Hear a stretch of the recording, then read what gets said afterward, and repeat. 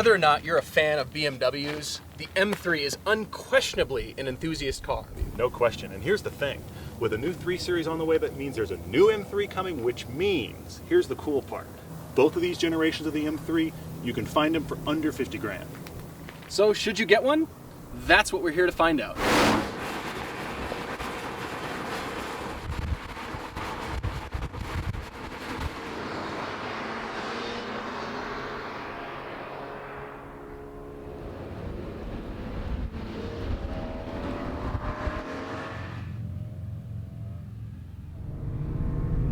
This is the BMW E46 M3. This is the 3rd generation M3. When it first appeared on the market, I thought, please, I hope BMW didn't screw it up.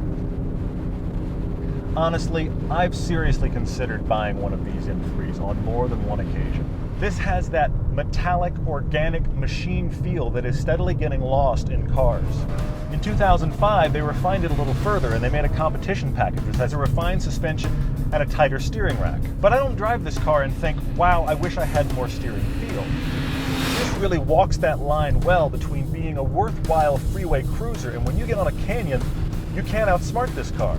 Even on the freeway, you feel engaged, which is nice because so many cars have this dead center feel and you can't really feel what the car is doing. But this car is just, man, 5 espressos.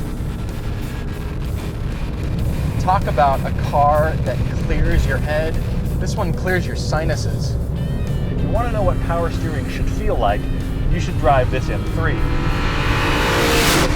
It feels so nimble. It feels like a ballerina. It's like I could pirouette about any other car.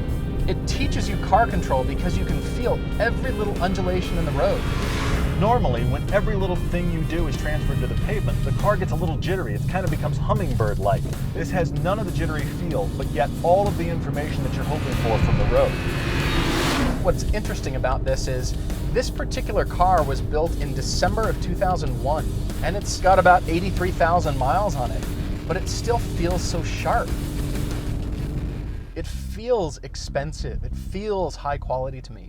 Even though some of these materials have admittedly not aged very well, and I'm surprised to find how some of the materials are really wearing quickly. I mean, the door handles on this car on both sides have bubbled terribly. And I like the interior on this M3 if you're not looking for any bells and whistles. If you actually start looking around, you realize it's pretty boring.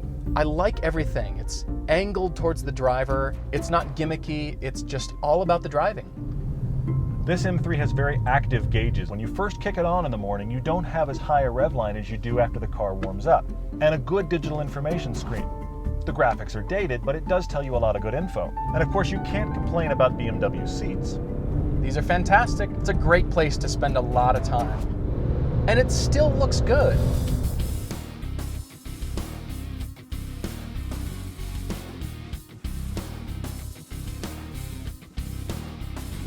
When I first saw this, I thought, okay, that's just a slightly tuned 3 Series. And that's okay, because what I like most about this car are the proportions. This is what the Germans do very, very well. I love the longer nose. I love the way the back end sits. BMWs don't look sleek and long slung very often. They look like sedans. And this looks like a very sleek car. This is actually my favorite M3 in styling. It doesn't look dated yet, and it still looks small, sleek, and angry. And the Laguna Seca blue has always been my favorite color on this car. But this gunmetal gray may as well be waxed primer. It's so boring. Granted, if what you want to do is go 90 and have cops not notice, maybe this is the perfect color.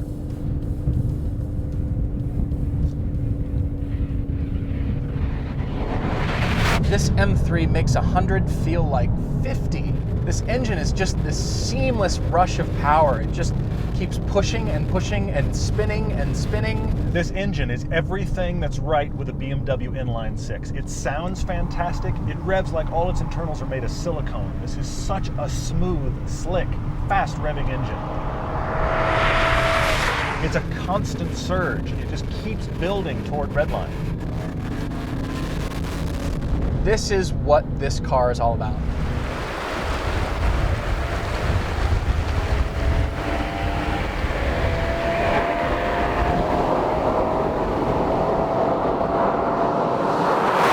Here's a fantastic engine that is crippled by your interaction with it. So this M3 has the Smg Gearbox. This transmission feels to me like you're trying to teach your kid sister how to drive a stick. She's just not gonna get it. Now, I understand if you commute a lot, the SMG does start to make a lot of sense, but it never shifts as smoothly or as certainly as you'd like it to.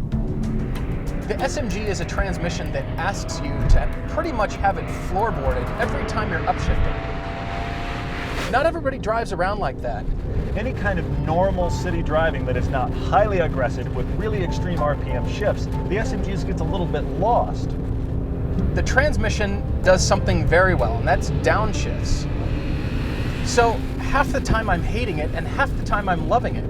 Already, as I drive this car, I'm getting used to the SMG transmission. I still don't like it, but I am getting used to it. POWs are kind of used to torture, but that doesn't mean it's okay. The really bad news is that the reliability of it has really been kind of 50-50. The owner of this car feels like every time he turns around, the transmission light is on. You just don't want to see that. So the moral of the story is, if you're gonna get this car, just get a manual. I'm amazed at how sharp this car is, and it still feels great. I just like this car. There's no way around it. I would own one. There's no question.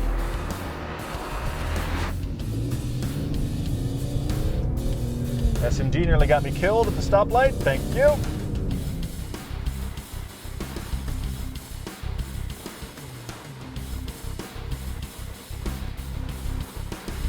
So if you got this car with a manual transmission, I think you'd be really happy. This M3 is worth its reputation, but the gearbox is not worth the trouble.